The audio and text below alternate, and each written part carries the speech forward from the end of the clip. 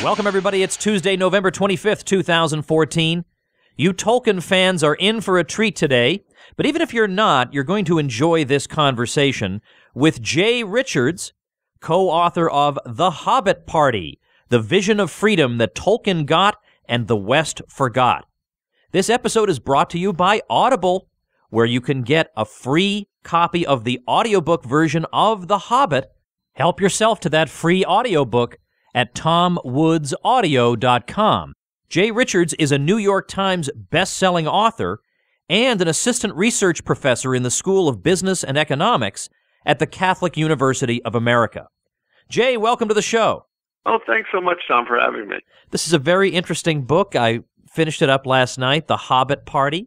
And as I told you before we went on, I'm not all that knowledgeable. I mean, I read The Hobbit in middle school, and I've seen the Lord of the Rings movies, and there is the extent of my knowledge. So I'm going to need you to pull me along in terms of the literary aspect, but some of the themes that you're pulling out of this are perennial and interesting to anybody listening. I'm sure we have a lot of fans of these works in my audience, but the themes that you raise are certainly very interesting. First of all, tell us about Tolkien himself. Tell us about the author and his own views, not as expressed through his literature, but as we've been able to glean through interviews and other sources in which he's speaking in his own voice.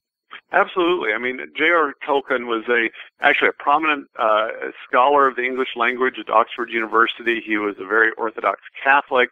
People that know anything about Tolkien know that, but if you just know Tolkien from his fantasy novels, you might not realize it because his sort of Catholic worldview doesn't come across explicitly in The Hobbit and The Lord of the Rings. But as you mentioned, we have extensive records of his private correspondence over a period of decades. He wrote to his son throughout World War II and all the way from, the 1920s up until, he died in 1973. And so we know what Tolkien's actual ideas and views are, and what Jonathan Witt and I, who my co-author with the book The Hobbit Party, realizes a lot of people don't realize how rich his political and economic ideas are, the way they inform his literature, and the particular views he has. Insofar as there have been books written about Tolkien's political and economic views, they've been mostly misguided because Tolkien says so much that appeals to people at a kind of an intuitive level. They often don't go and say, okay, what did this man actually think? But what you discover if you study him, and especially his private writings,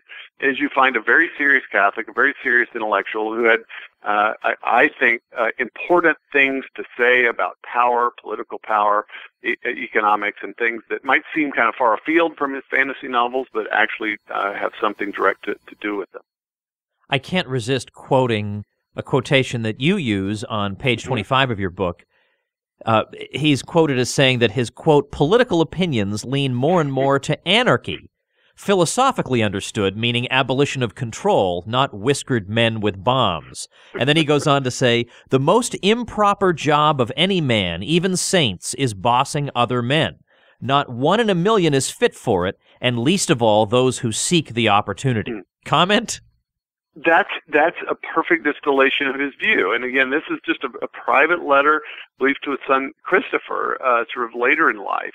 But anyone that, of course, reads The Lord of the Rings, this kind of, in some ways, the main character, at least the main antagonist, is this ring of absolute power, which the bad guys and the worst guy in The Lord of the Rings is this creature Sauron has created this ring both to extend his own power across Middle-earth and also to ensnare others who might come across it. What's interesting about Lord of the Rings is it's structurally it's like a classic quest narrative. A quest narrative is just where you have the protagonist going on a quest. They're going to find something, a great treasure or something like that.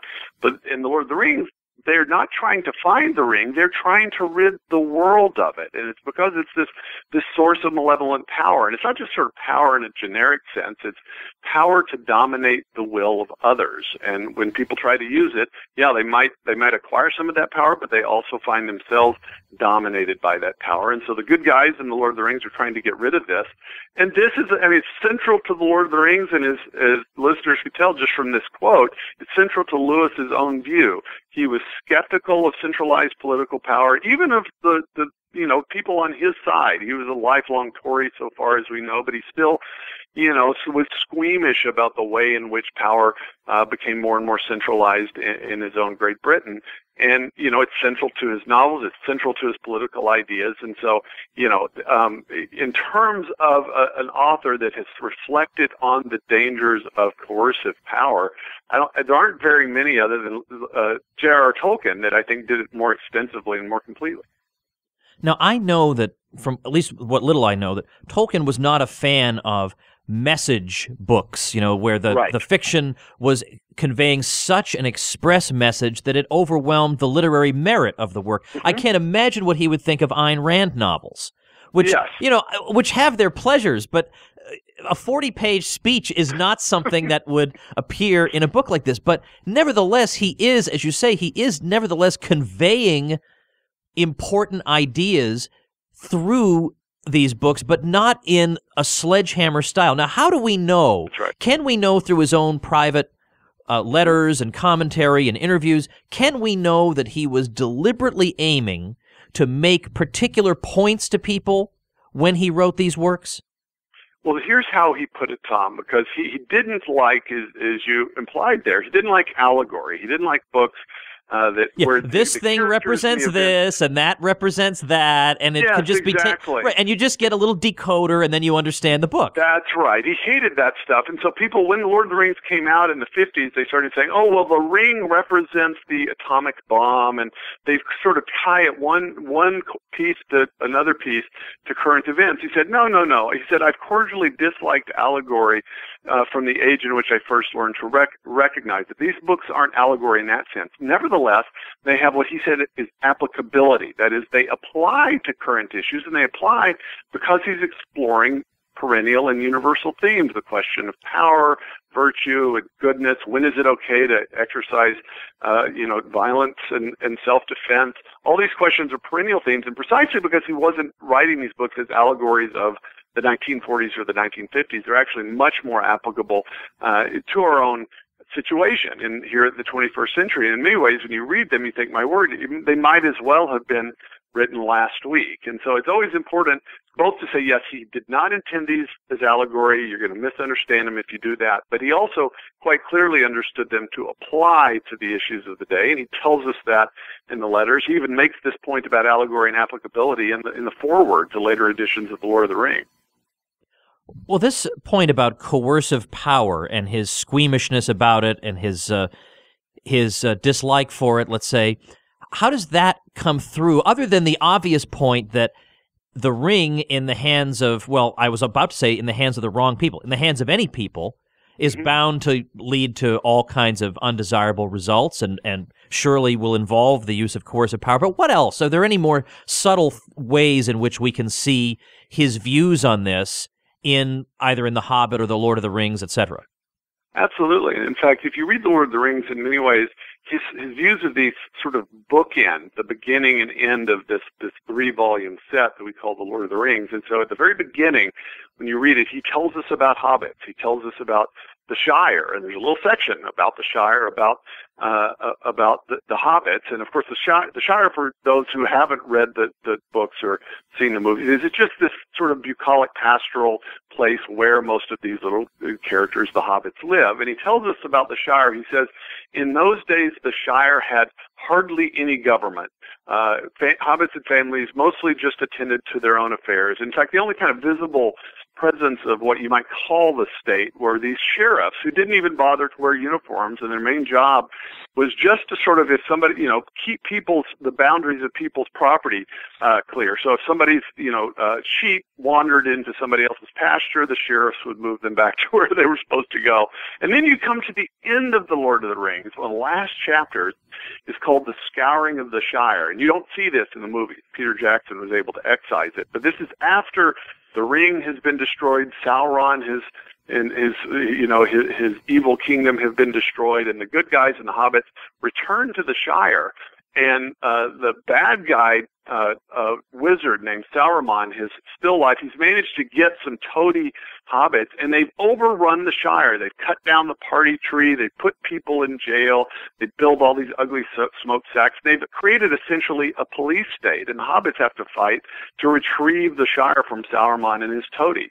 And so you have a vision at the beginning of this sort of idyllic small government situation, actually very little government in the Shire at the beginning. And then what every Tolkien interpreter agrees is a sort of critique of the kind of socialism, even the soft socialism you saw in Great Britain after World War II when you get to the scouring of the Shire. That's the beginning and the end of the book. And so, while again, it's not an allegory about politics, it's very difficult not to see that this obviously has something to do with this issue about the role of centralized government and coercive power. Let's switch gears. I want to talk about something that has been a source of controversy regarding the book already, and I love controversy, especially on a topic where I have strong opinions. And there are very few topics where I don't, but on the subject of localism, now it's one thing to say that he believes in localism. I mean, I like localism depending on how you define it. But what some have said is that he was really a distributist, and that you are trying to force him more into a traditional conservative/libertarian mold that would be familiar to us in the 21st century, but he was more a throwback to the ideas of G.K. Chesterton and distributism. First of all, explain to people what distributism is. I have a whole chapter against distributism in my book, The Church and the Market, for anybody who wants to read about it. But tell people what it is, and then explain why Tolkien isn't. Absolutely. Distributism, part of the problem is it's kind of hard to define, as you know, Tom. It is. It's really associated with British Catholic intellectuals in the early 20th century, G.K. Chesterton and Hilaire Belloc, who were great writers and intellectuals on many things, but they advocated an idea that they called distributism. It was essentially, at bottom, it was a desire for there to be what they called widespread distribution of productive property. And so when you put it that way as a kind of aspiration, it sounds great. The problem is that when you actually look at the details that, say, Hilaire Belloc proposed in his essay on the restoration of property, you get what I call the distributist paradox. And so you want there to be widespread distribution of productive property. You identify productive property as essentially capital and land, and you look around and say, well, most people don't have, as Chesterton said, 3 acres and a cow. So what are you going to do? What policy are you going to implement in order to make that happen? Well, it was clear if you read Belloc, but what you do is you have the state make its constant business to tax companies after they get above a certain size, to create guilds, which are essentially cartels that will control the price of labor, and the government just continually, essentially confiscates private property when people get too much and redistributes it. And so it's really a paradox, because Belloc and Chesterton's goal was to have a small state and widespread distribution of both property and power. But the only way that they could figure out how to do that would be to give the centralized state more or less absolute power over people's private property. And so this is why I think at an aspirational level, of course you want property to be widely distributed. I think it's a mistake to identify productive property in the, even in the 20th century with farms and land and things like that.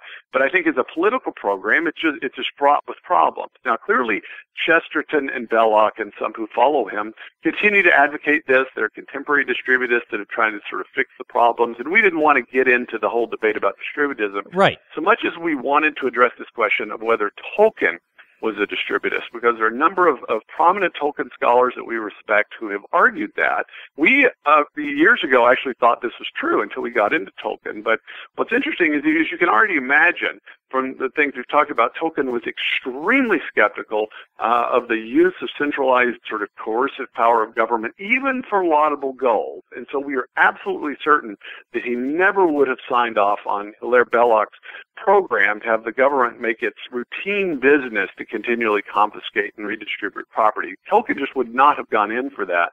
But more obviously, he never went to a distributist meeting. He never, so far as we know, even uttered the word distributism. He never identified with them in any way, even though, of course, he knew of Belloc and Chesterton's writings and mostly appreciated them. So in many ways, it's a sort of the case of the dog not barking. If you're going to identify Tolkien as a distributist, surely we should have some direct evidence that he identified with those ideas. But, yes, he liked it. He sort of was fond of the idea of farms and of localism of a certain sort, but that doesn't make you a distributist any more than it makes you or me a distributist. And so we just think this is one example where otherwise sympathetic conservative Catholic scholars have interpreted, or really I think misinterpreted, Tolkien and put him in a category where he really doesn't fit. And Jonathan Witt and I, we just really think that Tolkien ought to be taken on his own terms. He does not get to fit neatly into 21st century American politics, but if you try to cram him into the pigeonhole of distributism, I think you fail to understand the subtleness and the richness of his thinking. Jay, before we continue, I just want to make sure I'm remembering this correctly. Did I read that you and your co-author, Jonathan Witt, have been friends since grade school? That's right. In fact, we have known each other since the first grade. Part of the time we'd be in the same school together, part of the time we weren't, and so we actually read The Hobbit and The Lord of the Rings at the 6th and 7th grades initially, and so we've known each other for a long time. Jonathan is actually a literary scholar. His PhD is in literary criticism. We've done projects together, documentaries, and edited each other's works, but we had never done a book together, and so this one had been sort of bothering us for years because we thought people didn't understand Tolkien as well as they ought to. And honestly, we realized, okay, now there are 3 Hobbit movies. If we can't manage to get this book out before the 3rd Hobbit movie comes out, that's really lame. So that's sort of, the Hobbit movie comes out here on December 17th. So we managed to make the self-imposed deadline. All right. Well, that's good. That's good. We have to say something about the theology of all this. On the surface of it, it looks, as you say in the book, as if the people in these stories are really noble pre-Christian pagans, because there is no quote-unquote religion in the story. Right. But then when you read Tolkien speaking privately, I can't recall what work he was criticizing, but he thought that the Christianity of it was so in your face that it ruined the whole story. That what you do in a case like this is you don't say, and this is the Christ figure, and this is the... Yeah. You weave it into the fabric of the tale, the fabric of the characters, the setting. It's part of what you're describing. It's part of the world, but it's not a separate entity. That's right, and that's what he did in Lord of the Rings, and I think this is why people are often sort of misled if they just read The Lord of the Rings or The Hobbit and they don't have a kind of theological background. What he didn't want to do, because he was a very serious Catholic, he's writing fantasy novels that are, you can imagine this being in the kind of prehistoric Earth or something, these civilizations that emerged before we started marking history. He didn't want to, obviously he couldn't have them be Christians, but he didn't want to create another religion that they were adhering to, because then it would seem to compete with his own Catholic worldview. And so he just essentially embeds it in the narrative itself. And in some ways it's sort of encoded, and you don't realize this unless you go read his other work called The Silmarillion, which he never really actually finally published. His son took multiple versions of The Silmarillion after his father's death and edited them, and it was finally released in 1977, 4 years after J.R.R. Tolkien had died. The Silmarillion is essentially his giant mythology that he had built from the ground up, that is the sort of mythological background to the stories that people are familiar with. And so you open up the Silmarillion, and on the very first page you get a creation event. There is a transcendent god named Iluvatar who creates the entire world. He creates these essentially these archangels who then he allows to help participate in sort of creating the rest of the world. And even, for instance, the wizards, the beloved Gandalf, they're actually this kind of mid-level archangels, and Tolkien described them as called the Maiar, but he described them as essentially incarnate angels. And so there is actually a whole explicit theology, but it's built into the warp and woof of the stories, and so you don't see any direct sort of overt religion that you would recognize in the novels. And so in many ways I think it was really a great thing that he did, because people that otherwise might actually be off-put by Christianity or theology end up falling in love with these stories. And I think those that continue to go deeper discover that many of the things they loved richly theological ideas, and they just didn't recognize what it was. And so I think in some ways, as a Catholic, I think Tolkien is it sort of creates an interesting pre-apologetic or pre-evangelistic opportunity, because just so much of his Catholic worldview finds his way into these stories. All right, give me an example of a way in which the Catholic worldview is part of the story, and again, not in the crude way that you might expect in some modern literature, but in the more subtle and way that a real craftsman might do it. Absolutely. Just think of the hobbits themselves and compare the stories that you know from, say, some pre-Christian Rome or pre-Christian Greece. The Greeks or Homer, they would never have thought to make the great hero of a story a small, slight, humble creature called hobbits, right, who walk around on bare feet.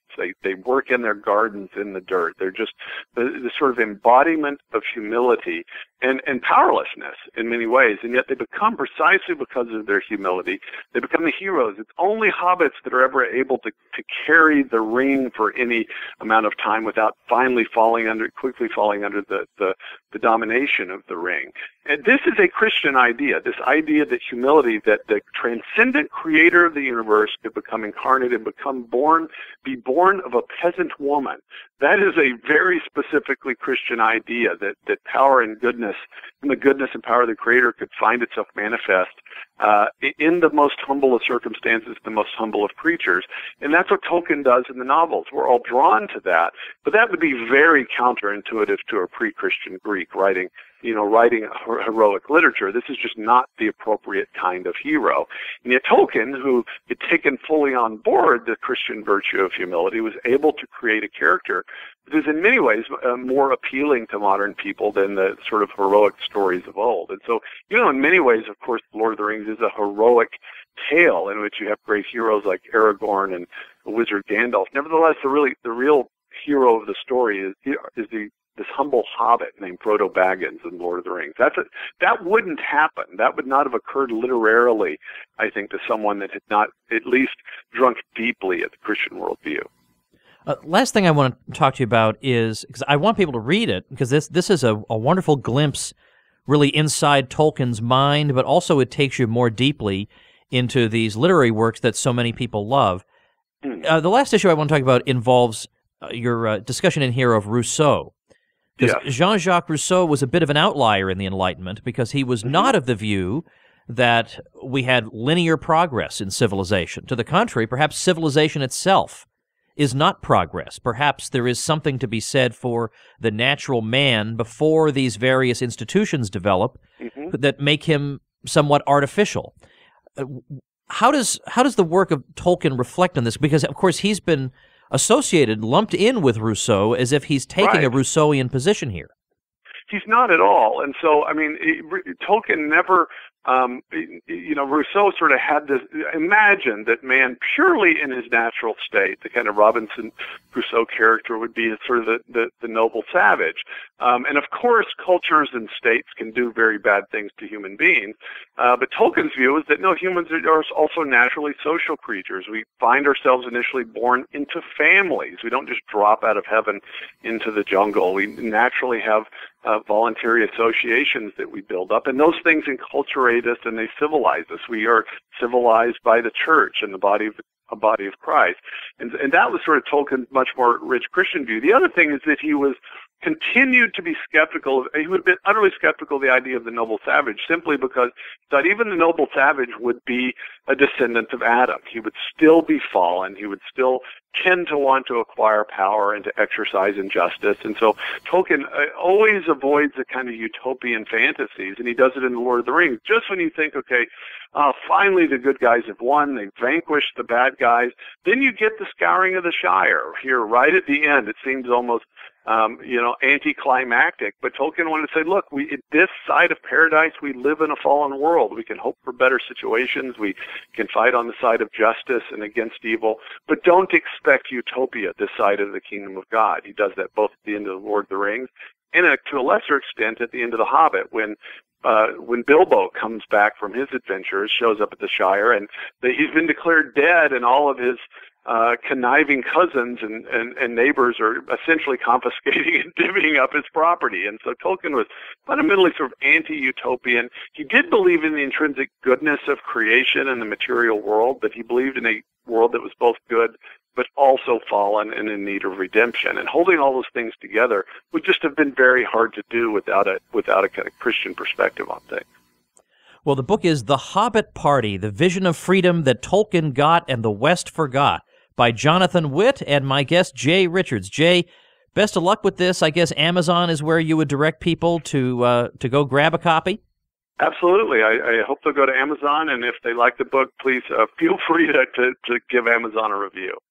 And, of course, you can help us both out. You can help out the Tom Woods Show by entering Amazon through the Amazon widget on the show page, tomwoodsradio.com, and then help out Jonathan Witt and Jay Richards by buying yourself a copy in time for the release of the third movie. Jay, thanks for your time today.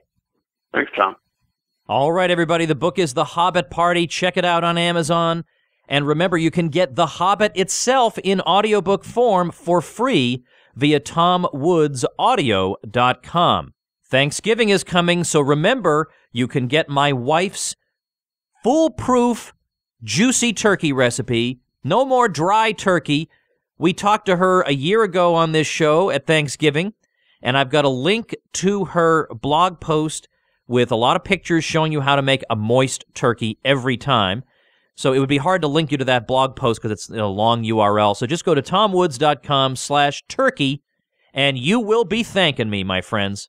Remember, we give you a daily serving of Liberty education here on the Tom Woods Show, Monday through Friday. So subscribe over at iTunes or Stitcher. You can do that at tomwoodsradio.com using the subscription buttons. We'll have another episode tomorrow.